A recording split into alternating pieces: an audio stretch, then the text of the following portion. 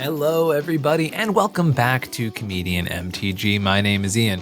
So, on today's episode, we are going to be covering a deck I played a couple weeks ago now, which is the deck I've been calling 2 Aang, Double Avatar, Much Clone, Very Wow. Now, this is the deck that sadly I bubbled out of top 16, ended up in 19th with at the Mulligan's 5K, which is about 100 plus 120, I think, ish person tournament, or maybe it didn't get to 120. I don't remember. It was around 100 people at least. And yeah, so this was a cEDH tournament I went to. And as I mentioned in the YouTube short about this video, I made this Aang deck, and there's a lot of very silly, gimmicky, unique things with this deck list. We're going to talk about that run, the things that went well with this deck, the things that did not go as well with this deck, some updates for the future. Now, for those vigilant viewers, you may have noticed that, as I mentioned, this was a couple weeks ago, and I was originally planning on doing my breakdown of the top 16 of the Frenzy at the Falls event, which happened as of my time of recording last weekend. Now, unfortunately, I did end up recording that entire video, but the website that I use for recordings that I send to my editor apparently completely reset all of my settings, and all of my audio was coming in through the wrong source. It was coming in through my camera, and it made the entire thing completely unlistenable, sadly. So there's an entire recording out there that is just basically unusable. And instead of just doing the same video twice, I said, well, might as well finish my my content from a couple weeks ago, and then we'll get back to the Frenzy at the Falls videos next week, which I'll be doing Frenzy at the Falls, and I'll also be covering the wrap-up event, which I'll be talking about now. Hopefully you are seeing this, sadly, a day before the wrap-up, but you know, I'll be there heading down for the Animal House Cards event and talking about a few more events moving forward. But without any further ado, let's break down our deck for today. I want to thank you all for watching, and remember to hit that like and subscribe button while you are here. All right, so what is this deck? So this is using the brand new Aang at the Crossroads, and mostly we're gonna be here for this Aang's ability. So let's read the Aang's ability. When Aang enters, you look at the top 5 cards of your library. You may put a creature or card with mana value 4 or less from among them onto the battlefield, put the rest in the bottom of your library in any order. Whenever another creature you control leaves the battlefield, transform Aang at the beginning of your next upkeep. Now Aang is also 2 in Bant for a 3/3. It is also flips over to Aang, Distant Savior, flying land creatures you control have vigilance, and at the beginning of combat on your turn, Earthbend 2. So the front half of this commander, especially its ETB, is really where the meat and potatoes of this deck lands. Now, I've heard a lot of people refer to this, the version that I made the YouTube short about, as kind of Garuda 2, right? Now, the reason I liked Aang going into this tournament was that, yes, it does feel like a second Garuda. Here's the biggest downside of this deck, is that it's not Garuda in the sense that you can just play your commander out of the command zone and be able to hypothetically win the game. You need an Aang ETB doubler for the math of your deck to really make sense, right? Otherwise, you would need to play something like 50 or 60 clones in the deck if you wanted to just automatically win when you played Aang every single time, right? Which is just a sort of unrealistic way to build the deck. So pros and cons. Pros, I like the fact that this is a commander in which you basically have to play one creature and play your commander, and then you have something like an 89% chance to continue hitting, payoffs off the top of your deck. And so like you have only about 11 to 12% chance of whiffing. I don't know if that actually holds up over a long game, but some of the math that we ran into with the hypergeometric calculator kind of indicates as such, right? The downsides of this deck is, boy, is this a telegraph strategy. Because as soon as you play an Aang into the battlefield doubler, people know what's up. Like they kind of get an idea of what is coming next, right? I'm kind of beginning to experiment with like a more mid-range version of Aang, similar to the one you might have seen me play on Scry Babies when we did our first Avatar episode for this set. But in general, this is the, as I've been referring to, the cheesier or the gimmicky version of Aang. So how does it work, right? So as you can see, I'm playing a lot of clone effects, like a real ton of clone effects, right? A lot of ways to just have Aang enter the battlefield and then get another ETB and then get another ETB. But you're also playing enter the battlefield doublers, things like Elishnorn and Mother Machines, which says when a permanent enters, cause an ability to trigger, you double that. It also shuts off your opponent's ETBs, so that's why I enjoyed the 5-mana version. Starfield Vocalist doubles all ETBs from your creatures. Roaming Throne doubles the triggered abilities from humans you control, which is, I name humans on this every time, to be clear. It doesn't actually just say humans, but Roaming Throne works to double any sort of creature type. You also have things like our lovely friend here, Katara, the Fearless, which allows you to double the ability of allies you control when they trigger. And guess what? Aang is a human avatar ally. So all of a sudden, all of these doublers exist in the deck. And I even went as far as playing Panharmonicon in the deck list because I said, hey, I actually really enjoyed the opening hands where I had Roaming Throne because all of the colorless mana gave you a level of consistency with these doublers that maybe some of the other payoffs didn't allow you to have access to. So I actually really ended up liking Panharmonicon in the deck. And in the deck building process. As I said, the biggest downside of this deck list is how obvious it does become when you are trying to win the game. And that combined with the fact that, you play a lot of not great clones in the deck, right? But realistically, you can also most likely win off of a single Aang trigger. That's one of those things that is probably much easier to show you all as opposed to trying to explain it. So how is it that you have the capability of winning off of a single Aang with an ETB doubler? I want to thank one of the sponsors of the channel, TOA Magic, also known as Tales of Adventure Magic, an amazing card vendor that has amazing singles, like a crazy selection of singles. They have insanely fast shipping, and they are also able to not only get you your cards immediately, super quick. But if TOA Magic has a booth at an event you're attending, you can order cards online and have them ready for pickup at the booth. It is such a convenient service, and when I tell you that their selection of cards is ridiculously extensive, I am not exaggerating. They have an amazing selection of singles, they have an amazing selection of Magic products. If you are interested in taking your collection to that next level, toamagic.com, Eternal lives here. And use code COMEDIAN to get 5% off your order. Okay, so here's our simulated board state. We got 4 lands, and we got an Avacyn's Pilgrim and a Katara, right? This is hopefully a position in which we are potentially able to win the game, right? So we're able to play our uncounterable Aang here out of the command zone and see what happens, right? All right, so let's go with enter the battlefield trigger number 1 here. 1, 2, 3, 4, 5. So unfortunately, we just hit a Spell Seeker here, which, as I mentioned, you're not 100% guaranteed to hit the stuff that you need to every single time. Now, with the Spell Seeker, I'm most likely looking for something like a Crop Rotation, as that's one of the ways that's going to get us into our infinites when we eventually get that type of board state. But that's the type of card I'm looking for right now. Unfortunately, without any other mana, there's not really much else we can do here. So I'll just grab a Crop Rotation, put that into our hand, and then look for our next Aang trigger. I'm going to move it over to the side just because this is easier to simulate the Aang triggers. 1, 2, 3, 4, 5. Okay, and yeah, as I mentioned, there is an 89% chance to hit with this deck list, but there is a chance to whiff as well, right? The odds of missing on 2 triggers are, as I said, about 12%. It doesn't really happen very often with the deck, but it can happen. And this is one of, potentially my problems with the deck list, and one of the things that did happen over the course of the games, which I did have a couple opportunities there where well, not a couple, but at least one game where I had the opportunity to just have my combo go off and then it did whiff, right? And I was still able to keep in that game. And I think that was a game I did actually end up eventually winning, but sometimes you can miss on those things.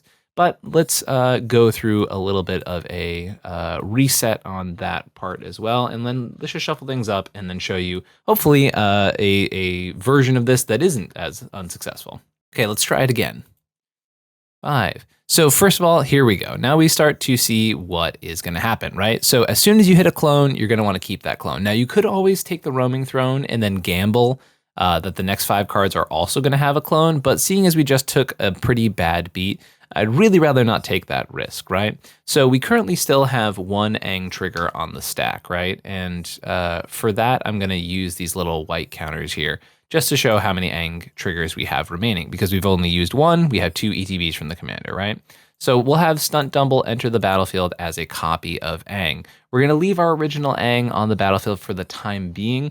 And the reason we're going to leave our original Aang is because specifically if we hit a Fellar Guardian or a Restoration Angel or an Icewind Explorer, I believe is the name of the card. Icewind Stalwart, maybe is the name of it. Something like that. Either way, if we hit one of those cards and we were to flicker the clone, they would just flicker themselves back and forth, but you wouldn't be able to get more Aang ETBs, right? So we're going to leave the real Aang on the battlefield. And there definitely are times in which you will choose either or, right? But because Stunt Double did come in as an Aang, that means we actually get 2 more Aang enter the battlefields that are going to be put on the stack. We're going to go through and do it again. Here's one more trigger. So we whiff on clones here, but we'll put an Esper Sentinel onto the battlefield. Not the worst card to hit. Let's go one more time. We got we're one more on the stack after this one resolves, and we're going to resolve our second to last trigger. 1, 2, 3, 4, 5. Great, we hit a Jawari Shapeshifter, which all you need to know is that it's another Aang clone. Guess what? Hits the graveyard, 2 more Aangs on the stack. Let's go again, right? And we're going to keep going through this process and until, let's talk about hitting a different kind of payoff here, right? Now, this is Sakashima the Imposter, which allows you to have a version of Aang, but its name is Sakashima the Imposter, which means not only boom, boom, do we get 2 more ETBs, but also now this is a Aang that does not have the same name as Aang, right? And so that's one of the ways that we can actually start to accrue value and gain more benefits now, is that we start to have these legendary versions of our commander that are not exactly going to die to the legend rule. Not to mention there's the other Sakashima in here that allows you to just negate the legend rule entirely, right? But let's keep going here. 1, 2, 3, 4, 5. Okay, so we hit another clone here. Boom, I'm down to let that one go. Now, sadly, this phantasmal image will still have to choose the name Sakashima or Aang, and it will die to the legend rule, so goodbye, my friend. But 2 more ETBs. Let's keep rocking. 1, 2, 3, 4, 5. Okay, this is one of the main benefits that I was talking about when I mentioned this earlier. So we want this Restoration Angel, right? It, Felidar Guardian, and the Icewind Stalwart, I believe is the name of the one, as I mentioned earlier. Now, we don't have a generic ETB doubler here, right? Restoration Angel is just going to come in and it's going to flicker our Aang. Boom, 2 more enter the battlefield abilities. But look out, because the Restoration Angel and the flicker effects are going to be even more relevant later when we talk about actually winning the game. Boom, 1, 2, 3, 4, 5. Great, now here's the Sakashima that I mentioned. The legend rule is canceled out. We don't care about the legend rule anymore. It does not exist. So this Sakashima could be an Aang. It could also be a Restoration Angel. I'm going to have it come in as a legendary Aang, but that does not care about the legend rule. Bang, bang, 2 more enter the battlefield abilities, keep going. A few moments later. Okay, so importantly, we just hit Starfield Vocalist, right? Which is another enter the battlefield doubler, right? But it's an enter the battlefield doubler for everything, right? Now we still have 7 Aang triggers on the stack here, and as soon as we hit another clone, this is where we get to talk about things getting really exciting. There's Phyrexian Metamorph on the next hit. Sadly, also the next most important card on our next hit, but we can talk about things from there. So here we're going to have Phyrexian Metamorph come in. Now the thing is, Phyrexian Metamorph isn't going to copy what you might think it would copy. Right now, instead of copying Aang or any of those other effects, it's actually going to copy this Felidar Guardian, right? And Felidar Guardian has the ability, once again, when it enters, you may exile another permanent you control, then return that to the battlefield under its own control, right? So Phyrexian Metamorph is going to have 2 enter the battlefield abilities because of that Starfield Vocalist. Enter the battlefield 1 is going to target this Felidar Guardian. Enter the battlefield 2 is going to target Aang. So what's going to happen here is that you're going to have a loop in which these Felidar Guardian effects are going to infinitely flicker one another and also flicker Aang, right? At this point, you are now able to put every creature from your deck onto the battlefield. That's one of the most easy ways to get this. I know it seems a little bit complicated, but it's one of the easier ways to make this happen, right? So with the double enter the battlefields, boom, we are now able to put all of our creatures with mana value 4 or less from the deck onto the battlefield, right? So one of the easiest ways to go from here is to go get supportive parents, which you may have just seen in that other hand here. And now what you can do, which is really fun, is that supportive parents says it allows you to tap 2 untapped creatures you control to add a mana of any one color. Now, while as these Felidar and clones are flickering each other back and forth, they're going to enter the battlefield untapped, right? So every single copy, the time that they are untapping each other, there's going to be an instance in which both of them are on the battlefield untapped. You can then tap 2 of them to supportive parents and then start letting those enter the battlefields happen again where they come back untapped. That way you're going to generate infinite mana of every single color by tapping them and then allowing those flickers to resolve, right? So now we have infinite flickers and infinite mana of every single color. You can end the loop in a few different ways, but the easiest way to end things is just to have your Ranger Captain enter the battlefield, right? And then the Ranger Captain is going to enter. It's going to allow you to put a creature into your hand. And most efficiently, we just go with the Walking Ballista. We have infinite mana of every color. We've got essentially multiple layers of protection because at this point, you've put in your Voice of Victory. You've probably put in and cracked this Ranger Captain, right? You have a super protected Walking Ballista. You're going to pump 1 billion mana into it, and then you're going to mow down your opponents. There are other ways to win the games with infinite mana. But those get a little bit more complicated as time goes on. So One of the other ways to do it is also to just take that infinite mana with your board state and then just pump it into a big Finale of Devastation as well, which is a nice quick way to overrun your opponent's boards as well. There's other different versions of the deck that can play some other lines, but these are kind of the simplest, and so I've sort of defaulted to those as well.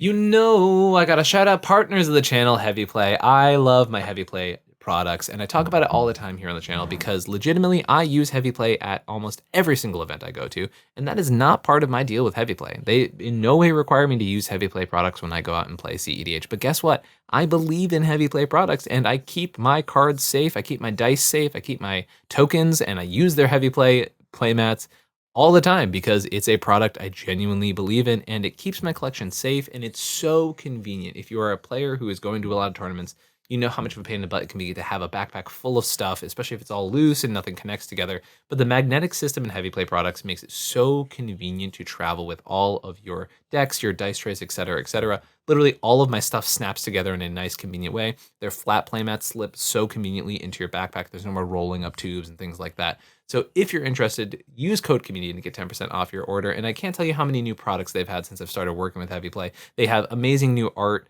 on their playmats, and they've hired a bunch of different artists to do really cool runs. Heavy Play just continues to knock it out of the park, and I love working with them. If you're interested, go to heavyplay.com/community to get 10% off your order now. Also notably for the deck list, you also have infinite mana through being able to have this Mist Hollow Griffin here, which can be cast from exile, and you can use Food Chain to infinitely cast your Mist Hollow Griffin from exile. It will exile to Food Chain, making 5 mana, recast it from exile for 4 mana, recast it over and over again, and then you can get infinite casts of the Mist Hollow Griffin, which will allow you to make infinite mana and then allow you to cast Aang and exile Aang infinitely, allowing you to, once again, play every creature in your entire deck without actually putting any of them on the stack, which gets pretty crazy. And then obviously the ballista thing is the easiest way to sort of outlet at that point.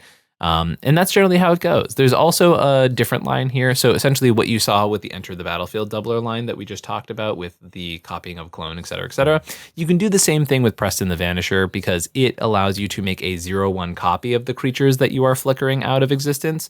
And essentially with Felidar Guardian and some other cards, you can just go infinite really easily that way as well. So a number of different ways to essentially just turn what is reasonably just a doubler and your commander into, hey, the game is over now. I want to remind everybody here that we do cEDH coaching here at Comedian MTG. If you're interested in taking the next step up in your gameplay, feel free to reach out to me at comedianmtg@gmail.com or at any of the places in my link tree down below. I have more wins on more diverse decks than any player in cEDH, so if you're interested in taking your next step up in that cEDH gaming, feel free to reach out to me there. Also, I had a sale through the end of November in which I said, hey, folks who book more than one session in the month of November can get $10 off each session.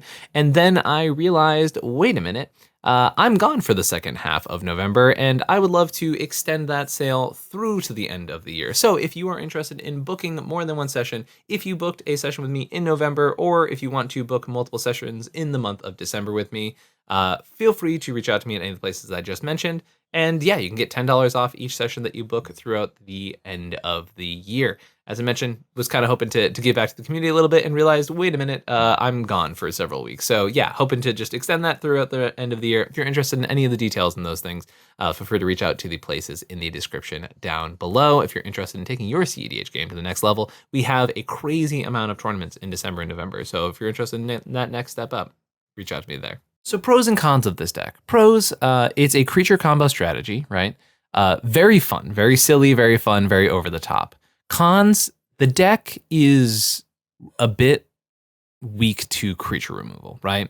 It's really tough to have situations in which, like, your Aang Enter the Battlefields on the stack, you have a roaming throne, and then as the Enter the Battlefield ability is about to resolve, they just go, cool, I'm going to Swords your Aang in response. And you're like, okay.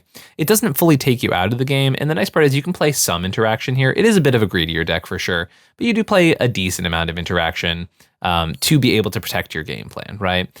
You also play, and one of the things I really liked having for this deck was essentially this very quick turn, like, 2 or 3, on average, I think you're killing turn 3 or turn 4 with this deck. So the fact that you can, like, play a Deafening Silence in a deck that also has that level of speed and lethality to it felt really, really good. And I did like that aspect of the deck. And I also like that the food chain thing is like sort of a pivot, right? Because if they're expecting you to go like, cool, roaming through and play my commander, that's my main win condition, right?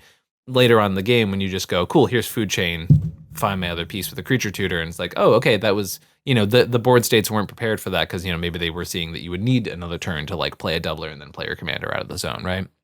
So food chain was cool in that respect. One thing you might notice that's probably a blazing hot take is there's no Rhystic Study in this deck.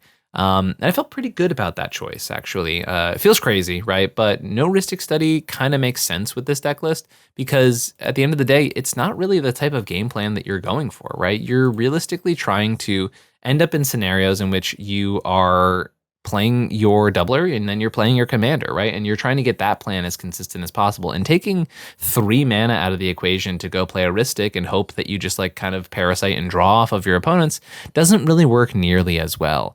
And unfortunately that is just a big downside of a deck like this, is that it really does fall into the like I'm a bit more all in. The other part there too is that like there's almost no ambiguity to this deck. So from a social perspective, from a political perspective, it's really hard to justify this deck, right? Your opponents basically get to go, okay, even if you whiff next turn, you probably just play a clone and get us, right? And it's really hard to say they're wrong there. So a lot of the conversation and political aspect of the deck has to be, hey, I whiffed, maybe I'll whiff again type of thing, right? And it's like, it's not really a great political leveraging there. And knowing that your deck can just kind of win out of nowhere means that you're sort of always a threat from your opponents, as long as you have a doubler on the board, to be clear. If you don't have a doubler, the deck can sort of be not taken as seriously, and is one of the nice parts about having Starfield Vocalist in the deck list, because essentially, as soon as you get to 7 mana, you will have turns where you can warp out Vocalist for 2 and then play your commander right afterwards, right? Or even having things like Elish Norn that are like somewhat important to the battlefield to stop certain opponents using ETBs, right? If there's an Atali in the pod, you do have sort of a leveraging to be like, listen, Elish Norn's keeping everybody alive here. Why are we not, like, why is this a card people are trying to remove, right? Tough part is it also advances your strategy as well. So definitely some interesting stuff there. Icewind Stalwart was the name. Okay, I got there. But the deck is really, really cool. I have to shout out one of the coolest things that I got to do during the course of the tournament was I did have Roaming Throne, naming human. I did unfortunately have a bad turn where I didn't really, wasn't able to do too much, but I was able to name human and then get a Cabbage Merchant out so that every time my opponents cast a non-creature, I was getting 2 food, which meant I immediately was getting mana off the Cabbage Merchant there. Now, unfortunately, because the deck is full of a bunch of clones and sorcery speed spells, I wasn't interacting the most. I wish I was able to interact a little bit more in those situations, but that all being said, it was just a fun and cool interaction that I wanted to share with everybody because it got very silly. It was a double Cabbage Merchant followed up by double Esper Sentinel for quite a bit of value in that situation, which was pretty cool. So what do you need to know if you want to play this deck? The first thing to note is that, as I mentioned before, it is a little bit fragile, right? It is a little bit tough. Notably also, I didn't mention in the winning part of my description when I was going through the breakdown a little bit earlier, I talked about how you can use Ranger Captain to grab your Walking Ballista. Now, what happens if you don't have your Ranger Captain, right, is one of the things. Maybe you played Ranger Captain earlier and you got an Esper off of it. How do you get your Ballista into hand? Well, the nice part is you can also put Walking Ballista into the battlefield with Aang. You can allow it to enter the battlefield with 0 counters and go into the graveyard. And then you can pick it up with your Eternal Witness, which you can also hit off your Aang triggers, right? So it's not the end of the world if you lose your Ballista or something like that. You still have the ability to sort of go infinite there. There's also some other, as I mentioned, some other cheeky stuff you can do that gets a little bit more non-deterministic. If you, for example, lose your Finale and lose your Ballista, it gets a lot messier at that point, but there's still some really weird lines you can go through to like at least make sure you're semi-locking out the board and like presenting infinite flickers every single turn. It's a whole thing. You can essentially, with Preston also, you can infinitely flicker all your creatures, and then if you have the supportive parents things going, you have infinite 0/1s that can be sacrificed to exile non-land permanents, which means you can literally exile all of your opponent's permanents for the rest of the game always, and then hypothetically like have infinite copies of Ranger Captain or recur the card Silence infinitely. There's as I mentioned, a whole bunch of stuff, right? That's not like winning the game per se, but if your opponents are locked under I can't resolve a permanent or have a turn without being silenced loop, turns out it makes it a lot harder for them to be able to win there, right? So there's very few situations where you actually just like run out of plausible win conditions for the deck. But I think there's a reality in which people potentially look for more just to give themselves an extra layer of security with the deck list, which I think is a perfectly reasonable take. There's a lot of like really cute things that you can do with the deck too. Definitely the flicker effects are the best parts of the deck because they have all those extra synergies that we sort of talked about earlier in the deck tech. And yeah, the deck's, as I mentioned, really, really fun. It is very all in. Cards like Badger Mole Cub really here are for like kind of generic ramp, right? They're not doing nearly what they do in decks like Rog Thras or Yoshimaru Thrasios, all that kind of stuff. Where does this leave Bantang is the real question, right? Because as I mentioned, was able to get 2 wins over the course of that tournament, but wasn't able to secure my 3rd. There were definitely some close games there where I can say like, one thing tipping in my direction maybe would have gotten me there. But I was really, really surprised with how quickly people picked up the deck list, right? Like it was week 1 of this card being legal and everyone kind of just like figured out how the deck worked right away. They were like, oh, if he like hits a, enter the battlefield with a doubler there, I don't know that we necessarily can live through that. And I was like, oh, okay. So like the game plan is somewhat obvious, right? From an opponent's perspective, which is bad. Is bad for you. It's not a good thing when your opponents can put together exactly what you're doing in that capacity. So that's definitely a bit of a downside with the deck list. As I mentioned, the fact that it is like a mid-range deck that can win fast if we're playing in greedier pods. It's really funny. I was mentioning like the meta of Frenzy at the Falls, I feel like would have been a meta that this deck could probably have gotten away with a little bit more than the meta at the 5K. The 5K felt like it was a little bit more pressuring towards certain parts of the game that would have not done as well in the Frenzy meta and vice versa, right? So definitely was an interesting situation there.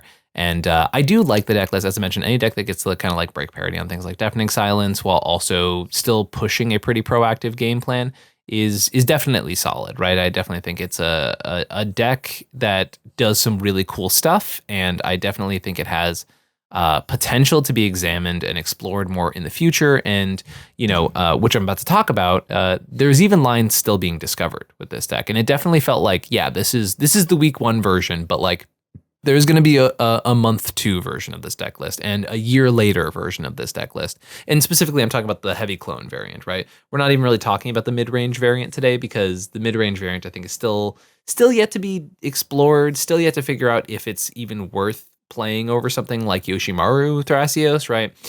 Like what is that specific aspect and why should we be playing that version? I think still is yet to be exactly figured out, right?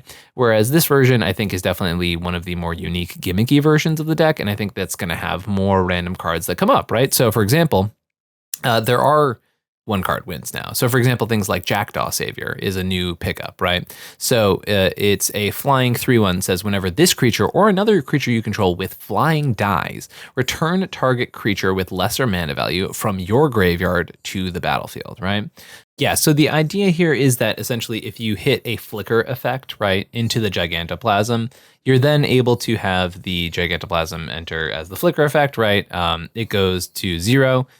Itself, right? And at that point, you're able to get it back with the Jackdaw. If it's one of the ones with flying, there's a number of different ways that it works, and depending on specifically what you end up cloning at the right time can determine how often it goes. But because Gigantoplasm is actually able to take itself out by making its power 0/0, right, and power and toughness 0/0, you're able to create loops with it or Bernard or Jackdaw Savior. And there's already like experimental lines being worked on with these new pieces of tech in the deck, right? So we're already starting in a place where, yes, the deck version 1 sort of worked in a vacuum. Despite, not necessarily being like super, super powerful in a grand sense, right? But we are now seeing that, yeah, there's even more efficient lines being discovered that don't require the doublers, right? Which is actually pretty huge. And the fact that maybe there's a version of this deck that never uses the doublers is now a whole separate conversation, right?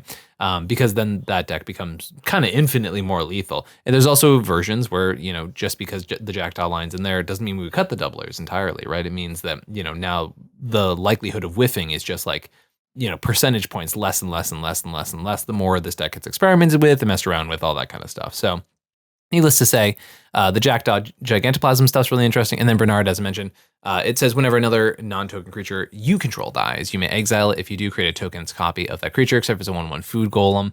And essentially, if you have clones, they'll die to the legend rule with Aang out, and then they'll come back as the food golems, which will get more Aang ETBs. And if you have doublers, that obviously goes insane. But even if you just have Bernard plus your commander, then all of a sudden you're able to just like keep hitting off of those, right? You just have to hit a clone the first time you play Bernard into your commander, right? So there's point being in kind of a ridiculous amount of ways that this commander can sort of just go wild, right? Which is awesome to see. I think it's a really unique strategy. People compare it to Gyruda, but it definitely is quite different, right?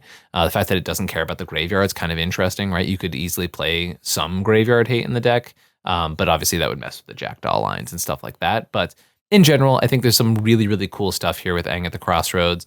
I don't know that I will be continuing to play the all clones version of the deck. As many people know, I've been talking a lot lately about how I really have been enjoying some like unique decks like this, but there's a certain amount of agency that they give up, right? A certain amount of interactability with the pod and things like that that they don't allow you to have, right? And when your strategy is all in, it also can be very telegraphed, right? And as a player with a reputation, right? Like I even experience that people will take me out via reputation. Happened at least once during Frenzy, right?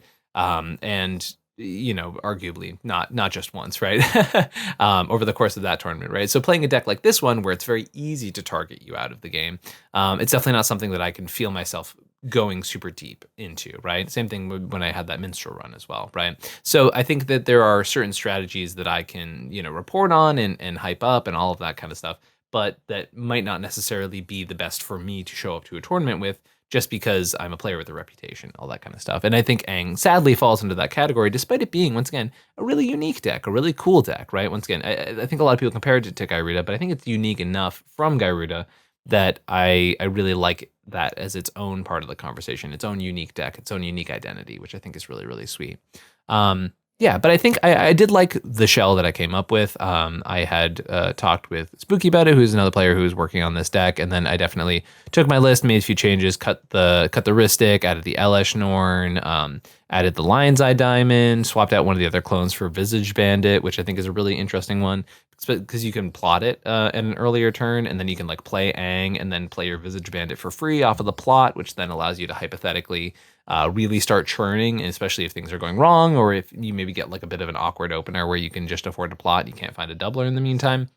There's some unique stuff that you can start to do there too. So either way, the deck's super cool. And what I like about it is that it's not all the way to like a semi-blue style deck, right? Like it's not fully so all in and you're not playing no interaction, right? You get to play pieces like Deafening Sounds and stuff like that. Like every time Deafening Sounds resolved in the tournament, it definitely put in work. Sadly, like the one time it did stick in a match really heartily, like the opponent had a creature combo fully ready to go in their Grixis deck, right? And so like that, you just can't make that stuff up, right? Like it just things like that happen. But that being said, Deafening Sounds felt great in the deck list. The Food Chain combo definitely won me one of my games. I think there's a lot of really interesting stuff here with this deck. And it does a really cool, unique thing, and it's something fun and new for cEDH, right? So Doubler Aang, I think, is a really fun deck. It's a really unique deck, and yeah, sad to see that it may not be in the cards for me for a continuous long-term sense, but it was really, really fun to play, and I highly suggest if you're just looking for like another cEDH deck that's fun and does a unique thing. If you like the feel of a Tali, but you don't like feeding heuristic study opponents 15,000 cards, Aang at the Crossroads does feel like that. It is interesting. And to be clear, like I can easily see, in the same sense that like, you'll have 40 people show up to a tournament with a Tali and then like one of them will top cut, right? I could easily see Aang doing the same thing. It feels like a deck that needs to high roll though, right? And if you're looking for consistency in tournaments, if you're looking to like do the thing over and over and over again and show up and make your top cut and make top 4 with the deck and et cetera, it's not going to be a deck that is going to be doing that aggressively consistently, but it is a deck that will do cool stuff and it will show up and it will be able to play in cEDH tournaments, right? And you will get those cheesy wins and you will be able to sneak victories in situations where it might not look like you can do so, right? As I said, that's just not a strategy I think I can sign up for in a tournament very consistently, right? It's just not going to give you the consistency that I need to try and compete at high levels all the time. But all that being said, super glad I played the deck. It was very, very fun, and I'm sad to kind of put it down, if I'm being frank, because I had a blast playing it. It's very, very silly. But at the end of the day, as I mentioned, a little too one-dimensional for yours truly. So let's jump into where I'm going to be next, and then we'll do a few mulligans just to give you a rough idea of how things go. But as I mentioned, it's a pretty straightforward deck as far as that part is concerned. This weekend, I'll be at the wrap up. Unfortunately, as mentioned, had a couple more days to advertise this event when I thought these videos were going up a few days ago. But the wrap up is going to be a 10K that is happening in lovely North Charleston, South Carolina this weekend. It is a scaling up to a 10K event. Right now, there's about 80 players attending. I'm very excited for it. It's hosted by Animal House Cards, and it's going to be looking like a really, really fun event. So I'm excited to see folks who are headed out there. I've already talked to a few people who are going to this, and yeah, it'll be a really, really good time. Thanks to Animal House Cards for getting me out there for this one. I'm excited to report on it. The Encounter is a 10K scaling prize pool event run by the folks from the Appalachian Gaming League, AGL. They've run several events this year that I've attended and have been great to work with every single time. This is going to be in the 13th to the 14th, so by the time you're seeing this, like in 8-ish days, hopefully, down in Hickory, North Carolina. It is looking like a very cool scaling prize pool. The folks have been doing this, as I mentioned, for quite some time. They've got a really cool structure going on, day 1, day 2, et cetera, et cetera. And yeah, I'm excited to jump down there and get to a meta that I don't get to go around. I don't really get to go to the Carolinas quite often, so it's very cool to have 2 of these back-to-back tournaments, back-to-back weekends at the end of the year. It's actually funny. At one point, they were at the same date and same time, but I did talk to these TOs and be like, "Hey, what if someone can move? That probably helps everybody." And the last event I'm going to shout out today is the 10K Cosmic Crown Championship, which will be happening in Lompoc, California on January 17th of next year. Very excited for that. The folks over at Manamart, who I've definitely grown a friendship with over the past few months, have thrown together this 10K cEDH tournament. It's going to be really, really exciting. Another West Coast event.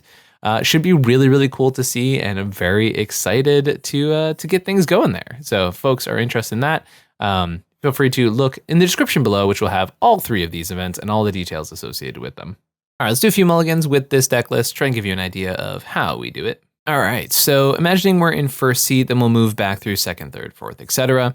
What I like about this hand is that it does get us a decent amount of mana. We get gemstones down on turn 1, which means by turn 2, if we're able to go gemstones into Cavern, into Talisman, into Noble, means we have 4 mana on turn 2 available to ourselves, 5 mana on turn 2 available to ourselves. So hypothetically, you could launch an Aang as early as turn 2. Sad part is we don't have any doublers. Now, what I will say is that Spark Double being an extra Aang trigger is definitely not bad.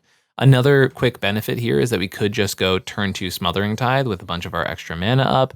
I have a feeling that Smothering Tithe would probably be interacted with, so I'm like, I don't normally love the just turn 2 Aang scenarios, but a turn 2 uncounterable Aang with a Spark Double backup is kind of hard to say no to, right? Especially if you hit a doubler off that first Aang trigger, which, is not maybe the most mathematically likely scenario, but if you do hit it, you're able to potentially win as early as turn 3 here. Now, biggest downside's very uninteractive hand, right? And the nice part is that you play Aang without a doubler and your opponents shouldn't be terrified of you, which is good because that's, obviously it's bad if that happens.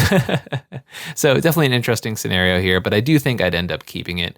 And meanwhile, I just talked about how we're in first seat and then talked about an entire scenario where we're not in first seat. So that's how I'd talk about this hand if Gemstone Caverns was in fact online. Now, talking about being in first seat, where Gemstone Caverns is not online, this hand is completely unkeepable because it becomes immediately way too slow, right? The turn 1 Mana Dork into turn 2 Talisman is way worse than the scenario we described beforehand. Whoopsies on that one. But let's go to a second 7 if we were in first seat, as I mentioned. All right, so this is kind of appealing until you realize that Katara is in the hand. So ironically, if Katara was in the deck, this hand would probably be better. Oh, dang. I guess it's not the end of the world because that still is. Let me do my math really quick here. Because if you exile Green Suns to Chromox, turn 1, you play the Soul Ring. Turn 2, if you exile Green Suns to Chromox, that allows you to go land drop. You're not going to play Aang this turn, but you are going to go play Katara. Yeah, I mean, that's still a turn 3 Aang win potential. The turn 2 doubler into turn 3 Aang, you kind of just have to keep with this deck. You get any more picky with mulligans and you really can't do a whole lot. So Yeah, this is a pretty quick keep for me. It's a turn 2 doubler, turn 3 Aang, and then hopefully you're able to get there. And in first seat, that feels pretty good. Also, I think that was only the second 7, so yeah, even if we ignore that last hand, it's a turn 3 Aang with doubler. So yeah, you want to keep those almost every day of the week. All right, second seat here. Okay, now we would have an active gemstones in this scenario. Sadly, you're basically able to go turn 1 Green Sun Zenith for a 1-drop mana dork. You don't have a doubler in hand. You don't have any protection. You don't have really much of anything, so you definitely ship this one away. All right, second 7 here in seat 2. No second land drop is very rough. You're able to get a talisman down early. The Mox Diamond's completely dead. Essentially, the tough part is this hand is probably better than it looks because of Starfield and Lion's Eye Diamond. As soon as you hit 4 mana sources, right, you're able to go Warp Starfield, crack LED, play Aang, which is like kind of crazy because this hand looks awful, right? But if you hit 2 land drops in a row, that's potentially a turn 3 win, or turn 2 win, pardon me. Yeah, this is so greedy. This is really tough here, to be honest. This is a really tough hand because it kind of has no right even being this playable because it's like any other combination of cards outside of Starfield and Lion's Eye Diamond, and you're just like, this is awful, right? But it really is that close because of those 2 cards. So depending on the pod I'm with, right? If I'm in a greedy pod, I'm going to keep a greedy hand like this. But if I'm in a pod full of mid-range decks and I know the first time I play Aang, he's getting bounced to my hand, probably never going to keep this hand. But to explain what I'm thinking here, Cavern, obviously you go turn 1, exile Elvish, play the talisman, right? And as I said, if we get 2 land drops, you go land 1 on turn 1. You don't probably need to play the Mox Diamond. It doesn't really change much, but you could hypothetically, right? And that actually, if you hit a land on turn 1, that allows you to save the Elvish Spirit Guide, so you guaranteed go on turn 2. That's pretty good. Yeah, so you're essentially just gambling. I think there are 29 lands in the deck. Let me check really quick. Usually I have this memorized by the time I go into a tournament, but it's been a few weeks. Yeah, so there's 29 lands in the deck, meaning we are drawing potentially up to 28 cards that can make this happen. So 28 chances out of 92, it's like a little less than a third that we just win on turn 2. That's kind of an attractive gamble, I'm not gonna lie. All right, let's just gambler's biases. Oh, yeah, that works, right? Yeah, that does it. Okay, cool. So I guess technically speaking, there were more hits than just the 28 lands. So yeah, because you go Soul Ring into Talisman here. Turn 2, you untap, you draw a card for turn. Great, hit the guy's cradle. Doesn't really do much of anything, but it's kind of funny. You go Elvish Spirit Guide, play the Starfield Vocalist, right? Play the Lion's Eye Diamond, crack for 3. Uncounterable Aang. Boop, boop. There we go. Okay. Yeah, you'd probably, yeah. Uncounterable Aang, and then, yeah, hope that Aang with doublers gets you there. That's, yeah, boy, that was a risky hand, but, yeah, never punish draw the Soul Ring there. Definitely a gamble, but, as I mentioned, this is a gamble I'd probably be willing to take for a turn 2 win with this deck, because that does not happen very often. Cool. Let's look at some other hands. Oh, a tough one here. A tough one, right? City of Traders looks pretty... Is that a turn 3 Aang? It might be a turn 3 Aang. That might be worth it. Because you get to go Noble Hierarch, turn 1. Yeah, that's a turn 3 Aang. So, to be clear, turn 1, Noble Hierarch. Turn 2, doesn't matter, we'll ignore the draw for now. You get to Wild Growth this. You get to get your roaming thrown down. Boom, boom. And then turn 3, even if you don't make your land drop, you get to go, great. Just play Aang. Pretty good. We've been hitting all of the hands that I had wished I'd had during the course of the tournament. I think my fastest was like a turn 4 multiple times. I definitely got stumbled up by this deck a little bit, but it's nice to know the math hypothetically works. Yeah, this is super cool to see. Anyways, yeah, this is the Aang doubler deck. It's been really fun to, like, as I said, mess around with such a unique deck, and a deck that is a little atypical for cEDH. I'm curious to hear if folks have tried it. I know there were a couple other folks who made like top 16 cuts with this the week that it was released as well. but no one was able to make top 4 as far as I'm aware, or even take down the whole dang thing. So definitely a bit of a bummer on that aspect, but really cool to see Bant Aang do some unique stuff in cEDH, and I'm excited to see if this version gets even more solved or if the mid-range version starts to take off with Aang in the future. I definitely know that this creature has a powerful enter the battlefield ability, and it's really just a case of like what goes next. I've even started to think about like, hey, is this potentially even a stacks deck? Which could be really interesting exploration to happen in the future. So Aang at the Crossroads, very cool cEDH deck. Very glad it exists, and yeah. What do you all think? The interesting deck? You think this will have more legs in the future of cEDH? Let me know in the comments down below. Thank you all so much for watching, and I will catch you all next time. Peace.